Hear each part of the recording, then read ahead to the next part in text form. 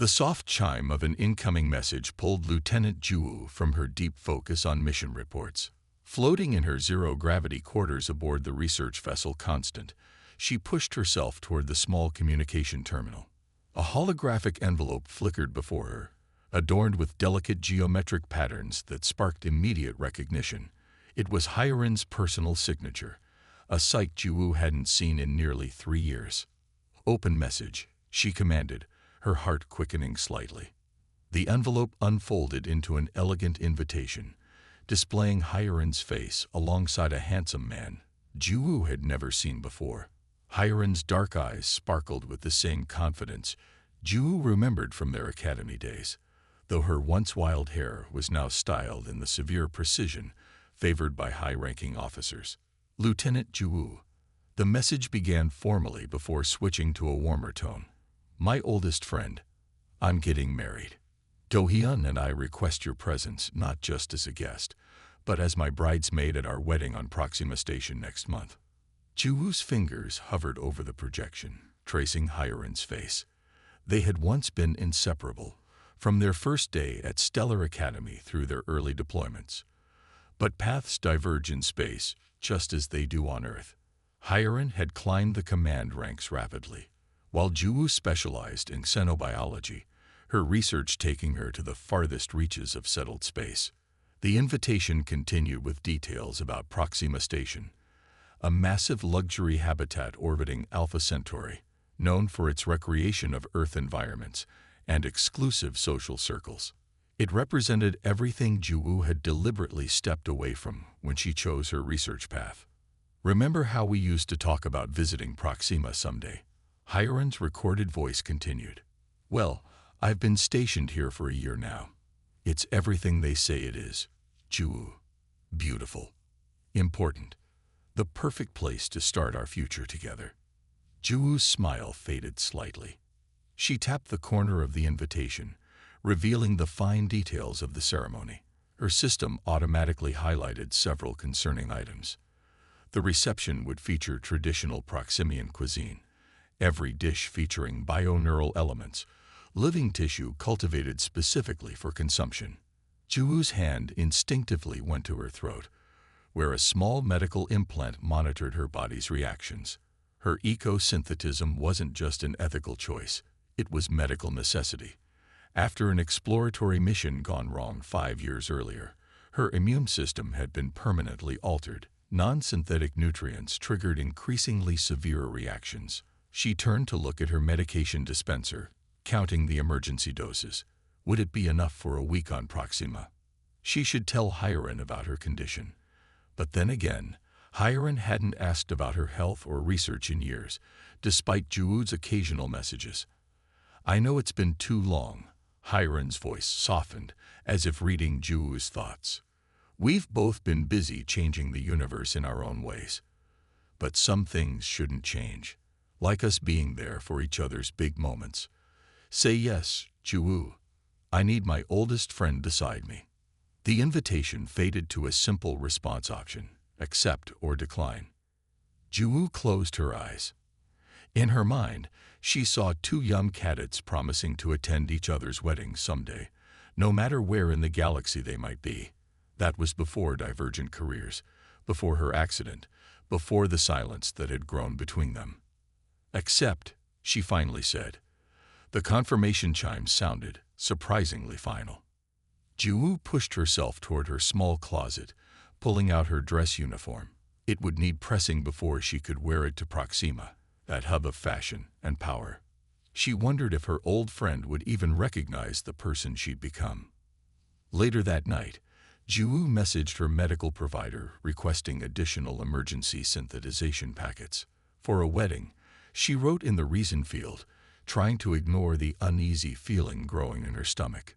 She composed a separate message to Hiren about her dietary requirements, but after several rewrites, saved it as a draft instead of sending it. This was Hiren's moment. Juwu didn't want to complicate things or seem difficult. Surely there would be something she could eat at such a prestigious venue, and if not, she'd come prepared. The Constant would reach a transfer point in 3 days. From there, It would be a straight shot to Proxima Station, and to a reunion Juwu now approached with equal parts hope and apprehension. The transport shuttle docked smoothly at Proxima Station, its engines humming to silence as Juwu gathered her bags. Through the viewport, she could see the station's famous glass-domed gardens, where earth plants grew alongside alien flora in carefully maintained harmony. Sunlight filtered through the massive structure, casting rainbow patterns across the arrival terminal. Lieutenant Juwu? A uniformed attendant approached as she stepped off the shuttle. Captain Hiren sent her regrets that she couldn't meet you personally. I'm to escort you to the pre-wedding gathering already in progress. Juwu nodded, hiding her disappointment. She had hoped for a private reunion before the social whirlwind began. The attendant led her through gleaming corridors where the station's wealthy residents strolled in the latest fashions. Juwu felt suddenly aware of her practical travel clothes.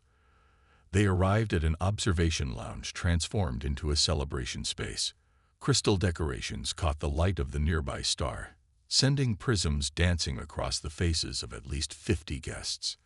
In the center stood Hiren, radiant in a shimmering dress that seemed to change color with her movements. Juwu. Hiren broke from her conversation, crossing the room with practiced grace. You made it. She embraced Juwu briefly, the scent of exotic perfume overwhelming. You look exactly the same, she said, her tone suggesting this wasn't entirely a compliment. You look incredible, Juwu replied honestly. Congratulations on everything. Come meet Dohyun. Hiren pulled her toward a tall man surrounded by admirers. Darling, this is my academy friend I told you about. Dohyun turned, his eyes assessing Juwu quickly before his face warmed with a practiced smile. The scientist. Hiren mentioned your fascinating work, something about plants. Xenobiological adaptation research, Juwu corrected gently. We study how. Fascinating. He interrupted, already looking past her. You must try the neural crysts, imported from my family's cultivation tanks on Proxima IV. A server appeared with a tray of glistening appetizers that pulsed with faint bioluminescence. Juwu stepped back instinctively. Actually, I need to speak with you about the food, Juwu said quietly to Hiren. I sent a message, but maybe you didn't receive it. I have some dietary restrictions, medical ones. I can't consume bioneural material. Hiren's smile tightened. Let's discuss this later, she whispered, steering Juwu away from Dohyun's group. The magistrate of Proxima Commerce just arrived.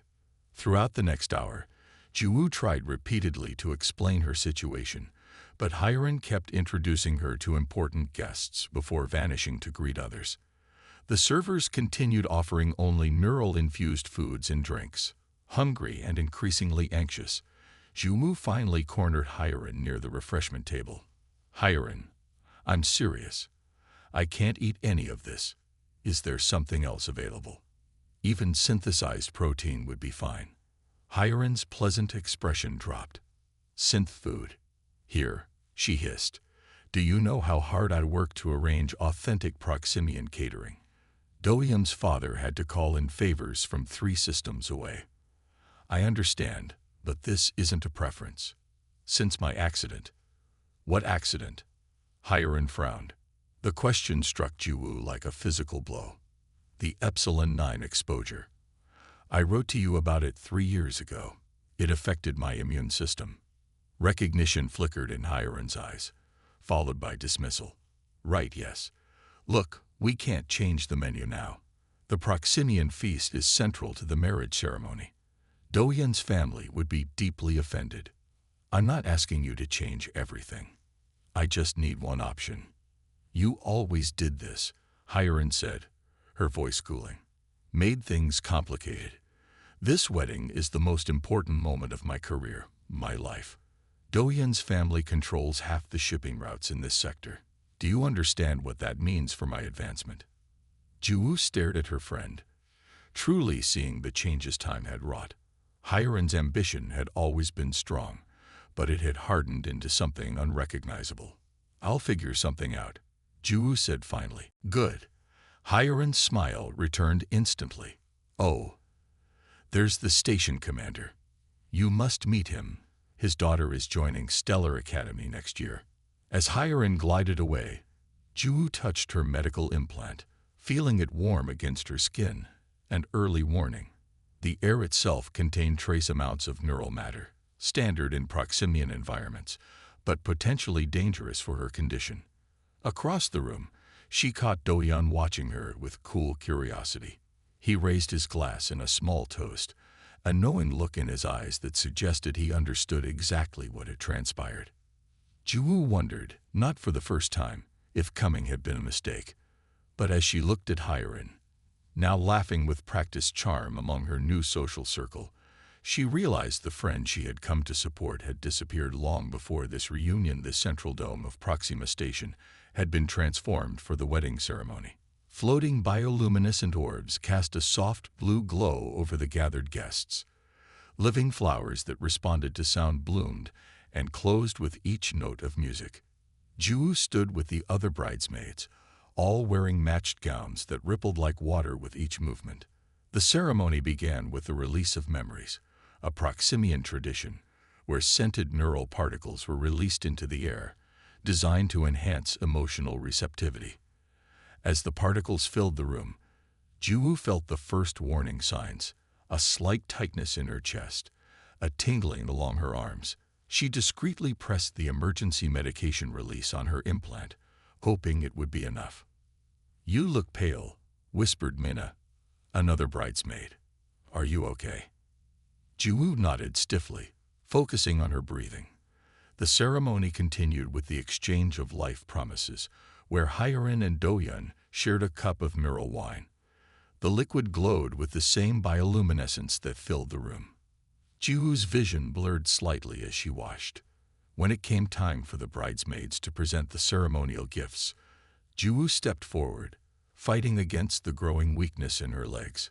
She handed Hiren the ornate box containing symbolic tokens from their shared past, a small replica of a Stellar Academy insignia, modified to match the wedding's aesthetic. "Thank you, old friend," Hiren said, but her eyes were already moving past Ju to the important guests. By the time the 3-hour ceremony concluded, Ju's implant had delivered 2 emergency doses of anti-rejection medication. It wasn't designed for prolonged exposure. Her system was fighting a losing battle against the bioneural particles that now saturated the air. The reception was held in an even more elaborate hall, where neural-infused food filled every table. Floating trays offered delicacies that moved slightly on their platters. Ju searched desperately for anything she might safely consume. Even the water contained enhancement particles meant to complement the dining experience. Not eating. Dohyun appeared beside her, his expression curious rather than concerned. Hiren mentioned you have some unusual dietary preferences. Medical restrictions, Ju corrected, her voice weaker than she intended. Is there any non-neural food available? Even station-standard synthesized protein would help. Dohyun's smile didn't reach his eyes. That would be considered quite insulting at a Proximian celebration. Neural cuisine is the height of our cultural expression. He lowered his voice. Perhaps you should have considered that before accepting the invitation. He moved away to greet more important guests, leaving Ju leaning against a pillar for support. Her implant was now flashing red warnings only she could see, projected directly onto her retina. The moment came for the traditional toast. All bridesmaids were required to stand beside the couple. Ju made her way to the front, each step requiring conscious effort. The room seemed to tilt and sway around her. Servers distributed neural champagne, living bubbles that would burst with flavor memories when consumed. Hiren's father began the toast, his voice echoing strangely in Ju's ears. She felt heat spreading through her chest, her breathing becoming shallow. The glass in her hand felt impossibly heavy. To new beginnings, everyone echoed, raising their glasses. Ju tried to lift hers, but her arm wouldn't respond. The glass slipped from her fingers, shattering on the floor. She reached out, trying to steady herself, and accidentally grabbed Hiren's elaborate dress train as she crumpled to her knees. The room went silent. "Ju-woo." Hiren's voice cut through the silence, sharp with anger rather than concern. "What are you doing?" "I can't." Ju-woo tried to explain, but her throat was closing. Red warning symbols filled her vision.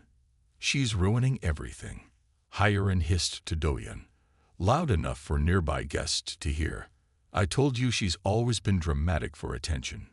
Ju-woo felt herself falling, the beautiful floor rushing up to meet her. Through dimming vision, she saw Hiren's expression.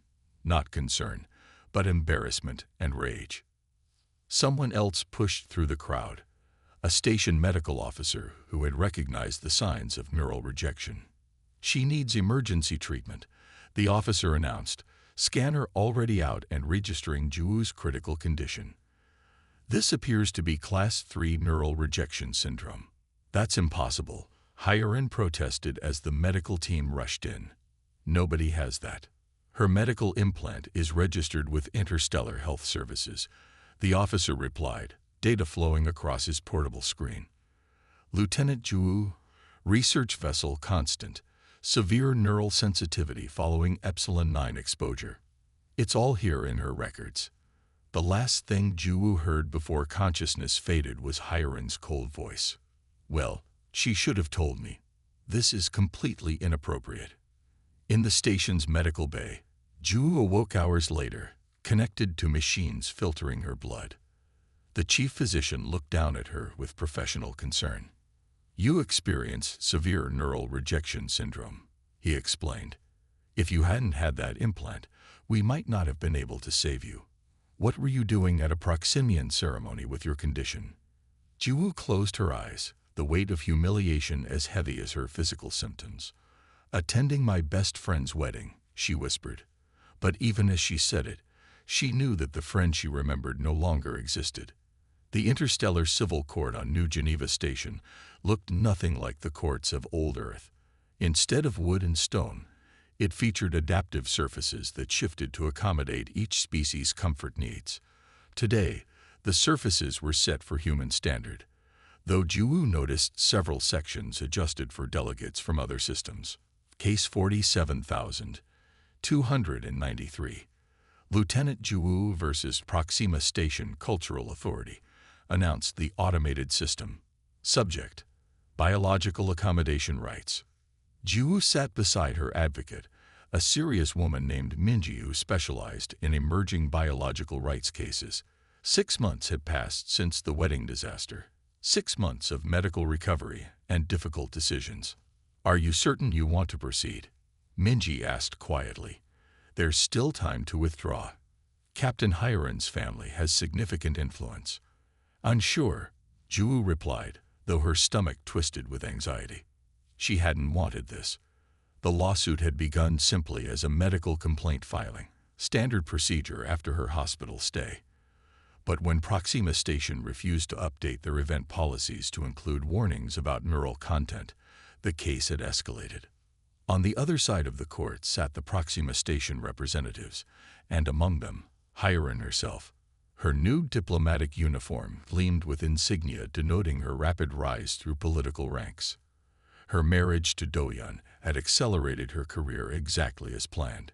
She didn't look at Ju-woo. "The court recognizes both parties," began the adjudicator, a stern woman with implants that connected her directly to legal databases. "This case will determine whether public venues must provide accommodation and warning for biological incompatibility issues, specifically regarding neural active elements." What had begun as a personal matter had somehow become something much larger. Outside the court, protesters gathered on both sides. Some carried signs supporting natural human traditions, while others demanded biological equality for all adaptations. Minji presented Ju-woo's case first, displaying the medical scans taken after the wedding incident. Lieutenant Ju-woo experienced life-threatening rejection that could have been easily prevented with simple accommodations. As humans continue to adapt to different environments across our expanding territory, such biological variations are becoming more common. The Proximian representative countered immediately. Proximian neural cuisine is a protected cultural practice dating back 3 centuries. Requiring alternatives would place undue burden on our traditions and imply our practices are somehow harmful. As they argued legal points, Jiwoo found herself looking at Hyorin, searching for any remnant of the friend she had known. Their eyes met briefly across the room, and Hyorin's gaze hardened before she looked away. During a recess, Jiwoo stood alone in the observation area, looking out at the stars. A familiar voice spoke behind her. "You could have just talked to me instead of doing this." Hyorin's voice was cold, controlled. He hesitated, unsure what to do. His system was untested, experimental. What if it was wrong? But what if it was right, and people were in danger? After pacing for several minutes, Shunho made a decision. He found Park Do-yeon's personal number in the legal documents and called him. Park answered cautiously. "Mr. Kim, our lawyers said we shouldn't speak directly." "Forget the lawyers," Shunho said. "I need your professional opinion on something urgent." "I'm not working at the station currently because of your lawsuit," Park reminded him. "Just look at what I'm sending you," Junho said, transmitting his data. "I've developed a new prediction model. It shows a dangerous storm forming right now that will hit the southern coast tomorrow evening. Your colleagues aren't forecasting this yet." There was a long pause as Park reviewed the information. "Where did you get this modeling system?" Park finally asked. "It's unlike anything I've seen." "I built it," Junho explained. "It adapts Mars weather prediction technology to Earth conditions. Is it showing something that could be real?" "The pattern is certainly concerning," Park admitted, "but without more validation." "I don't have time for validation," Junho interrupted. "People could be in danger. Will you help me verify this?" After a moment's consideration, Park agreed.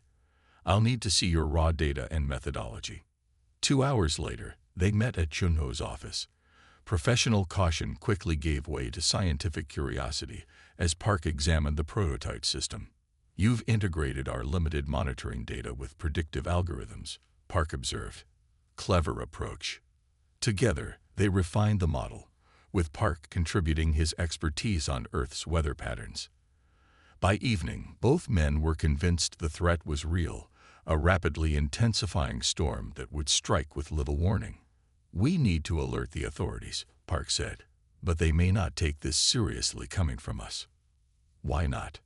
Junho asked. "A weatherman currently on leave, and the man suing him. Not the most credible source."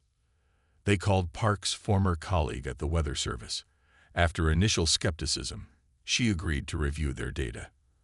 Hours later, emergency alerts were issued for coastal areas.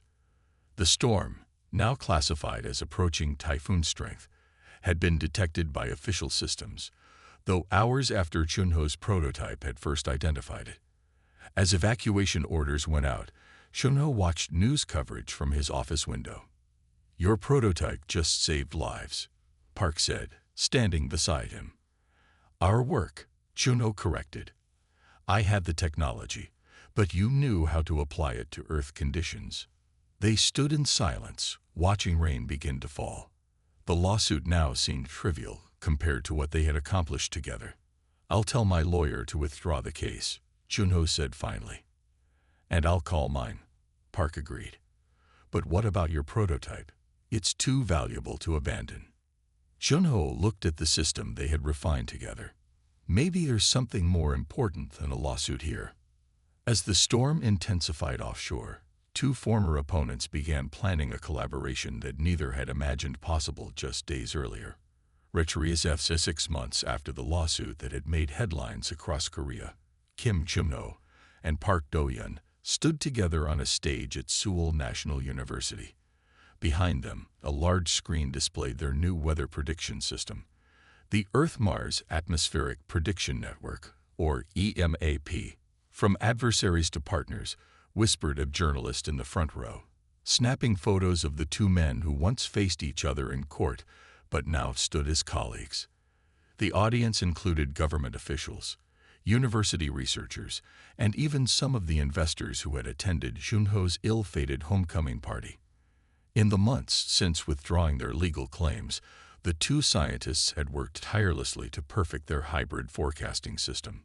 The path to EMAP began with a misunderstanding, Junho said, addressing the crowd. I expected Earth's weather prediction to match Mars' standards without realizing the vastly different challenges.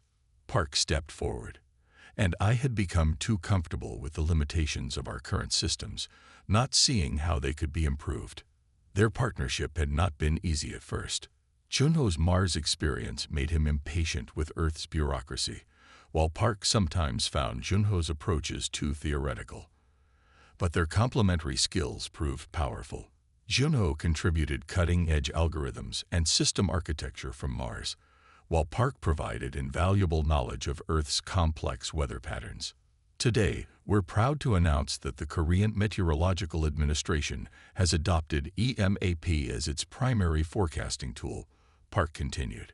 Early results show a 40% improvement in prediction accuracy. On the screen behind them, a demonstration